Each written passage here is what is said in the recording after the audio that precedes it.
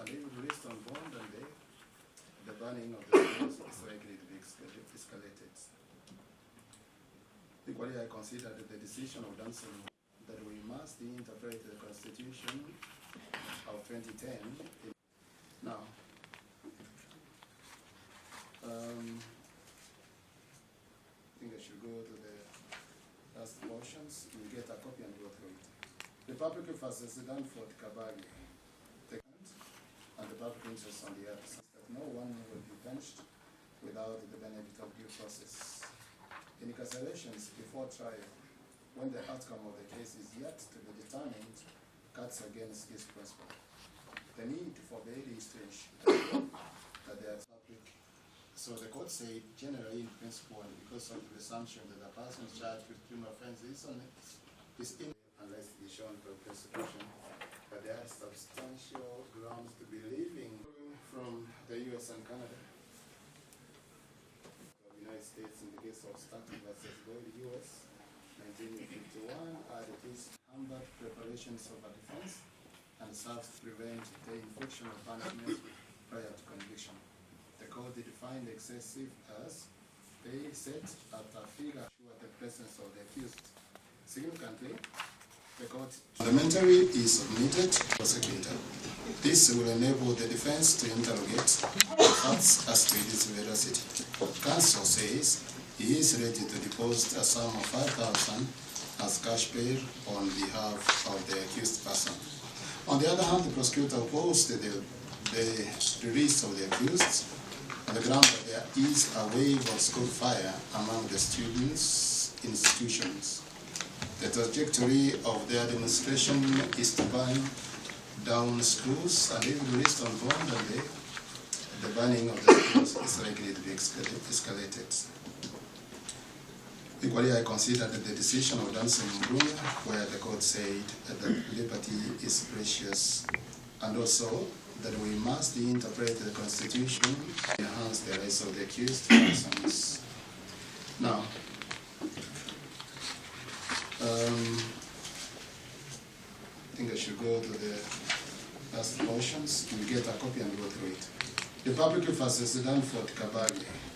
The granting of bail entails the striking of a balance of proportionality in considering the rights to the applicant who is presumed innocent at this point on one hand, and the public interest on the other side.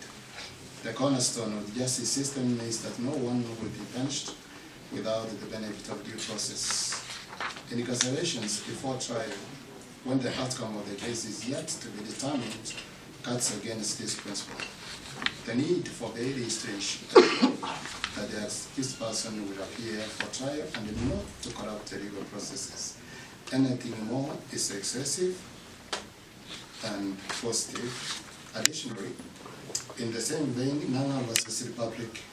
So the court said, generally in principle, and because of the assumption that the person charged with criminal offense is innocent until he is proved guilty, an accused person who has not been tried should be granted bail unless it is shown by prosecution that there are substantial grounds to believing that the accused will fail to turn up at the trial or surrender. Following from the U.S. and Canada, the 18th Amendment of the American Constitution in the U.S., which prohibits the use of excessive bail, the Supreme Court of the United States in the case of Stanton versus Boyd, U.S., 1951, added this to say, provided the guidelines in assessing whether bail is excessive, starting from the premises that the additional right to freedom before conviction permits unhampered preparations of a defense and serves to prevent the infliction of punishment prior to conviction. The court defined excessive as bail set at a figure higher than an amount reasonably calculated to assure the presence of the accused. Significantly, the court tied the question of whether bail determination is excessive to the purpose of bail. As the court explained, the purpose of bail is to help assure the presence of the defendant at the subsequent proceedings. Since the freedom of bail is limited, the filing of bail for any individual defendant must be based upon standards relevant to the purpose of assuring the presence of the accused. A similar proposition was said in the case of Griffin versus Illinois, US 1956, where it said there can be no equal justice where the trial of a man depends on the amount of money he has. Now, the submissions by the defense together with the prosecution. Taking the undisputed facts of the case at the base value, the court takes judicial notice by dint of section 60, subsection 1(4) of the Evidence Act, chapter 8 laws of Kenya, that the trending issue in the Republic right now is the funding of the university's education. The court is aligned with the fact that new higher education funding model was unveiled by President William Ruto on May 3, 2023, and it aims to address the challenges encountered by public universities and technical and vocational education institutions due to massive enrollment and inadequate funding. This new funding framework replaces the differential unit costs previously used to finance universities. This model prioritizes a student's financial need and separates placement from funding. Under this model, universities and TVET's institutions will no longer receive block funding of the student. Is that the model categorizes students in various bands, and the conversation in respect to this is ongoing. Now, this scenario alone is evidence enough that unless the students are funded, they are unable to privately fund their education. And so that by extension of this narration, when students appear in a court of law as suspects, the general method of approach in considering their liberty will of course work out excessive cashbail. So the view of that and my analysis, I admit the accused to a cashbail of 5,000 shillings.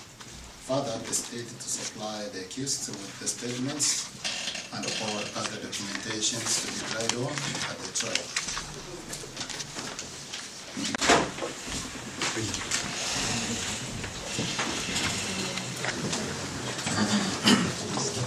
We have